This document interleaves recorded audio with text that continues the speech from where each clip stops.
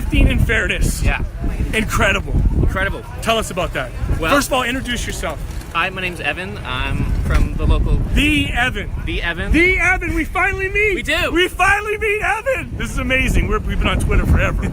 So here we are. I'm from QB 1281. Yes. I've also been active for the Fight for 15 in Toronto for Yes. a while, now in Hamilton. So some big victories this year for 15 in Fairness. Yep. Let's pop this sign up here real quick. Here it is. Facebook Live. Yeah. Here we go.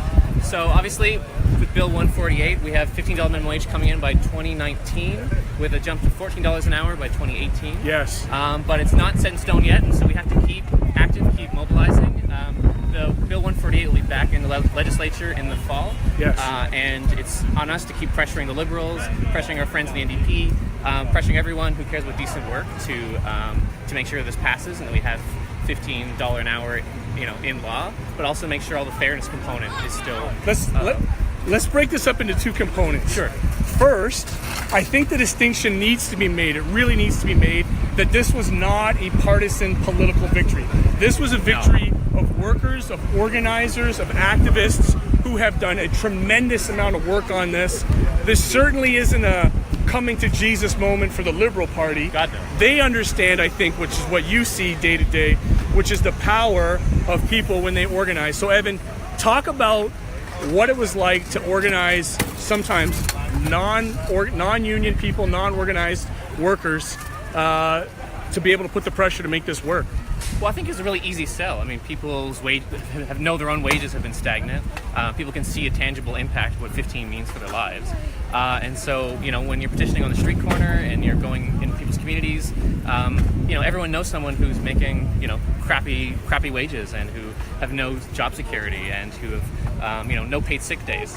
And so it was, I think, a really incredible campaign because people gravitated towards it, and it was something people were excited about, and they saw something they could win. So 15 wasn't, a pie in the sky number. It was something that it was achievable, and people felt they could put their time and energy into to make it happen. So this has been a huge run up, massive amount of work, and when I mean that, it is so difficult. Anybody who's done any type of grassroots work knows it is so difficult to move legislation. You need to have tens of thousands of people on side to build the political will to make that happen. So let's talk about the fairness component, because people think this is just about the minimum wage. What else is included in the fairness component? Sure. So in 15 in Fairness, the fairness aspects of it were about paid sick days. So we've been calling for 7 paid sick days without people having to give doctor's notes, because that had been causing blockages and waste in our healthcare system. Sure. So 7 paid sick days. We wanted greater vacation. We wanted an easier access to join and stay in a union. So that meant card-based certification. Yep. And that sounds technical, but basically just means once the majority of people in your workplace sign a union card, you should be allowed to have a union. Right. So also we wanted better regulation of temp agencies. Yes. So that when your employer hire someone from a temp agency, they're not skimming the money off the top, Absolutely. paying you a dirt wage, Absolutely. and then who's liable when you get injured at work. Right. So we need to bring some safety and some fairness to temp agencies. So we're bringing in a broad community of people around a whole number of different issues. So we had the Decent Work and Health Network, which is still active. We've got doctors, nurses, healthcare professionals who are very passionate about paid sick days. Right.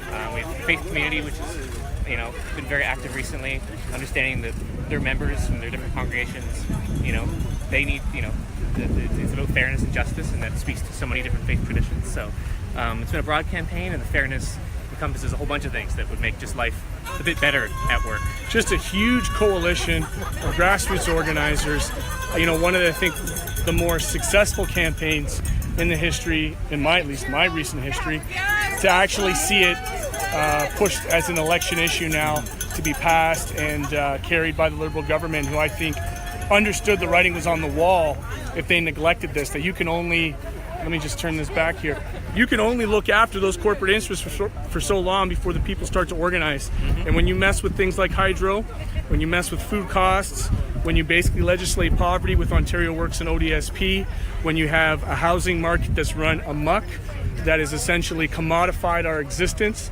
that's made people's lives at the whim of a market, that if you're working 40 hours a week, you deserve to have 15. And let's be clear. Let's be very clear about that wage. That's still not a living wage. No. If you're living here in Hamilton, it's $15.85. But it brings you a little bit closer to being able to participate in the community, to be able to, to not have to go to things like payday loans and to not have those gaps in your earnings that are so detrimental. Yeah, So I think the key thing is we have to keep fighting. 15 is good, but it's not enough. And so we need to keep pushing for more, keep building off the momentum, make sure the Liberals' feet are still held to the fire so Yes. they can't backtrack on this. Right. And you're absolutely right at the beginning. This isn't some nice gesture from the goodness of Kathleen Wynne's heart. Right. She saw the writing on the wall, the movement was growing, they were in a desperate situation, and we were able to push them to the point of bringing in 15 and bringing in what they have offered so far. I just want to take this moment. Thank you. I'm so happy we finally got a chance Likewise. to connect, and thank you for educating the people that are here. You can check back on Facebook.